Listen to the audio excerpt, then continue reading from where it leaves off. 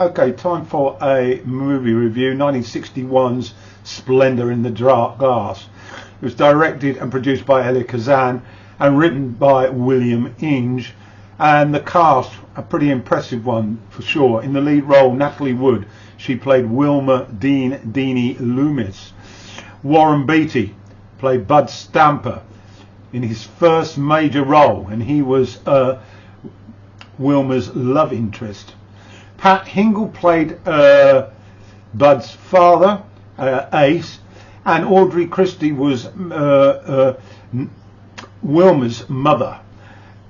There were other notables amongst the cast. I will, of course, show you a slide so you can peruse it, but just a few names that caught my eye. Sandy Dennis as Kay, later work in the tremendous Who's Afraid of Virginia Woolf comes to mind, and Gary Lockwood, also a supporting role here.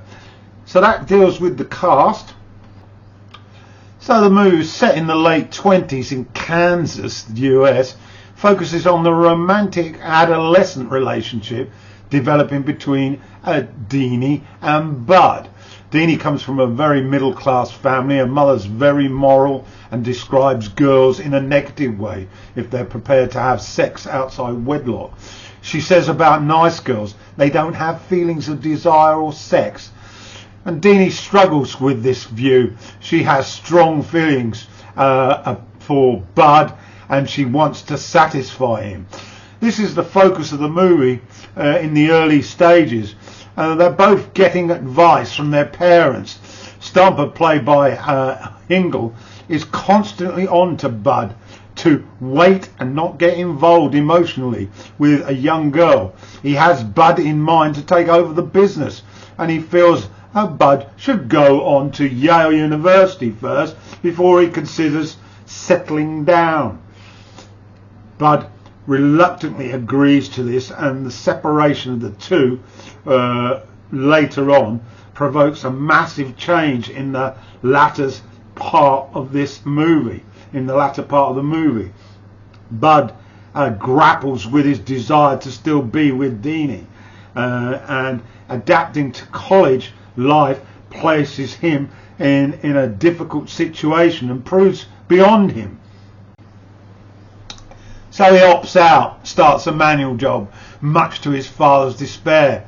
And the stock market crashes a little later, and his father, Ace, loses everything and tragically takes his own life.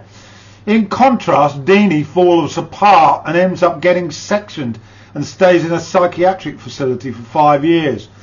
She does develop a male friendship there, platonic, but she's still struggling with that love for Bud. She returns to the community, but still wants to check out what he's been doing, what's been happening in Bud's life. Eventually her friends let on that Bud is married to a Mexican girl and they have a child. Deanie insists on going to see this for herself, and she goes with her friends, and there's a dramatic final scene between them which makes clear life has moved on. The final thoughts as we proceed to the final credits is her friends drive her back home, and we see Deanie considering what's happened.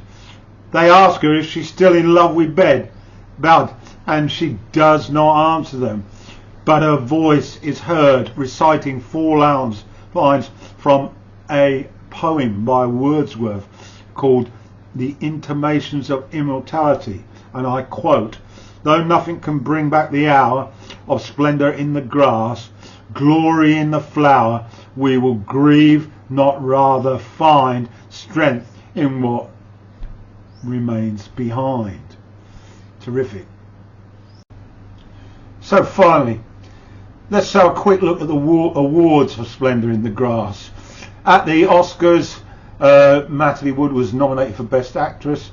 Best Original Screenplay by William Inge won the award. Moving to the British awards, BAFTA, Wood again nominated for Best Foreign Actress. And at the Golden Globes, Nominations for Best Picture in the drama category, Best Actor for Beatty, and Best Actress for Natalie Wood. And Beatty also got an award for Most Prominent Newcomer, and he won that. So 5-star performances by Wood and by Beatty in this movie. Wood, scenes where she's completely hysterical are notable as she attempts to control her desires and feelings for Bud. This continues a string of fine performances by Wood that started in the 50s, notably her performance in Rebel Without a Cause and The Searchers. And Beatty, first appearance, as I said, in a lead role in a movie. He's magnetic and assured and calm in this role. And worth noting the performance of Pat Engel with his character, very macho-like.